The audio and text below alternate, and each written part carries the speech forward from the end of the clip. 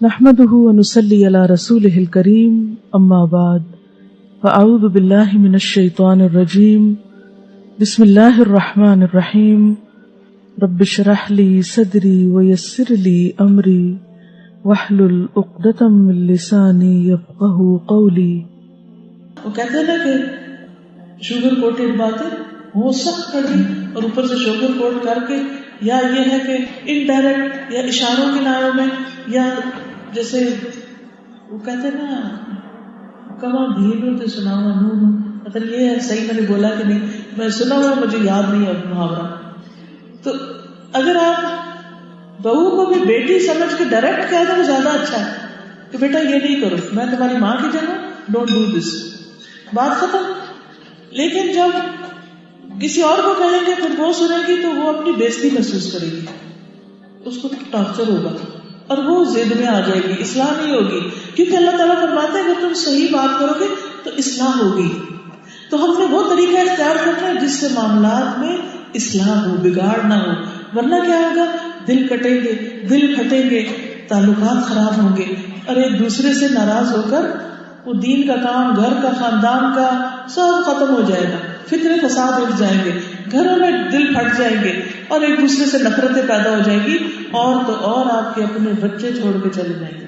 یاد رکھیے وہ واک آؤٹ کر جائیں گے. نہیں چاہیے ہمیں ایسا گھر جس میں اتنی باتیں ہیں.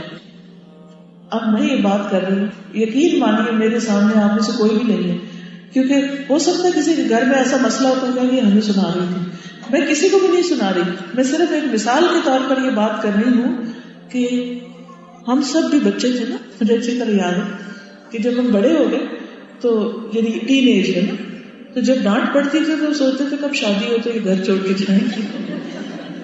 یعنی ایک قدرتی سی بات ہے، حالانکہ وہ پیار سے ہی ڈانٹ رہے ہوتے تھے. اور میرا خیال ہے کہ یہ ایک بڑی یونیورسل سی بات ہے کہ عام طور پر جب کسی کو کوئی ایسی سچویشن پیش آتی ہے تو وہ یہی سوچتا ہے چلو چھٹی کرو. حالانکہ وہ حل نہیں ہوتا، وہ حل نہیں ہوتا. کبھی ادھر سے بھاگے ادھر، ادھر سے ادھر، جیسے تتلی ایک پھول پہ بیٹھی ہوئی دوسرے بیٹھی تیسرے پہ، نہ گھر میں نہ گھاٹ میں نہ ادھر نہ ادھر، کہیں بھی ٹک کے استقامت سے کوئی کام نہ کیا. اس سے مسائل نہیں حل ہوتے. لیکن یہاں میرے بتانے کا مقصد یہ ہے کہ کسی کے ساتھ بھی ایسا معاملہ نہ کرے کہ وہ آپ سے تنگ ہو جائے، چاہے میاں ہو. کیونکہ بعض اوقات میاں بھی ابینڈن کر دیتے کہ چپ چپ چپ لگائی رکھتی ہے. تو کیونکہ خواتین ویسے ہی زیادہ بولتی ہیں. 7,000 نمبر آف ورڈ ہوتے ہیں جو ایک عورت کو ڈیلی بولنے ہوتے ہیں، یہ میں نے پڑھا تھا کہیں. تو جب تک وہ بول نہیں چکتی تو اس کو چین نہیں آتا. اب یہ ہوتا ہے کہ جب تک بچے چھوٹے ہوتے ہیں نا تو وہ بہت بلواتے ہیں، شاید اللہ تعالیٰ نے اسی لیے اندر رکھا، تو ان کو بولنا سکھانا ہوتا ہے، تو وہ بلواتے ہیں، بولتے رہتے ہیں. جب بچے بڑے ہو جاتے ہیں تو کہتے ہیں ماما ٹو مچ، بس کر اور نہیں سنا، بس مجھے پتا آپ آگے کیا کہنے والی ہیں، اس کے بعد یہ کہیں گی، پھر یہ کہے گی، پھر یہ کہے گی. میرا بیٹا مجھے یوں کہتا ہے، تو مجھے سمجھ آ گئی، اس نے چپ کھول کے مجھے بتا دیا کہ مجھے یہ سب پتا ہے جو آپ آگے کہنے والی، مجھے سمجھ آ گئی.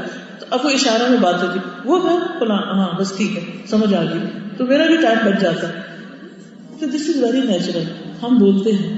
اچھا اس کا حل کیا؟ تو اتنا جو بولنا ہے قرآن حفظ کرنا شروع کر دیں.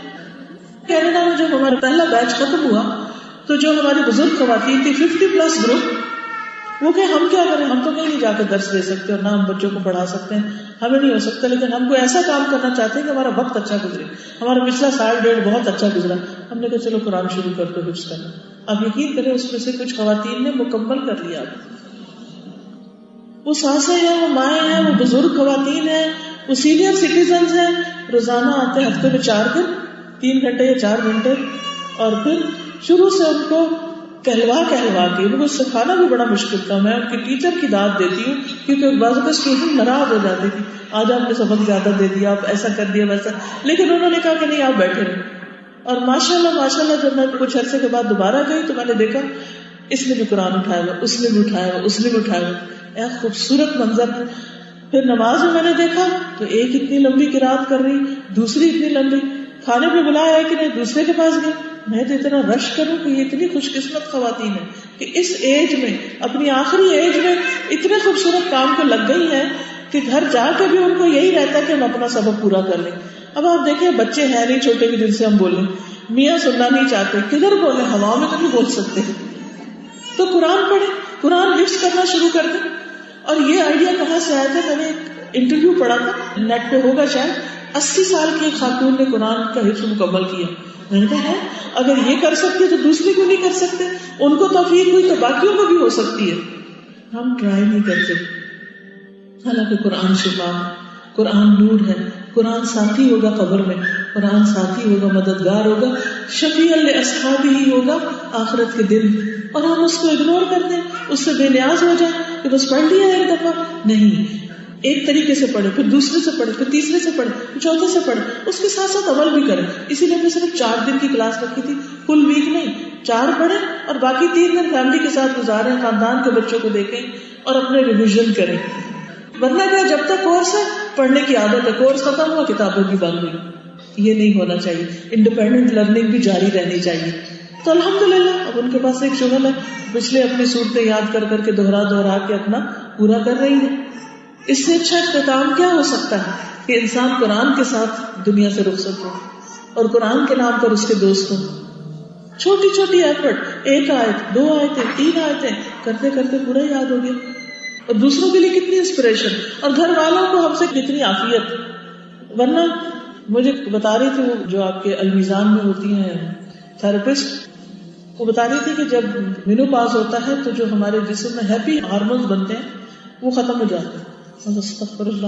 اسی لیے بڑی عمر کی عورتیں گرمپی ہو جاتی ہیں, ہیپی ہارمونز ہی ختم ہو گئے, اسمائل کرنا ہی بھول گئے.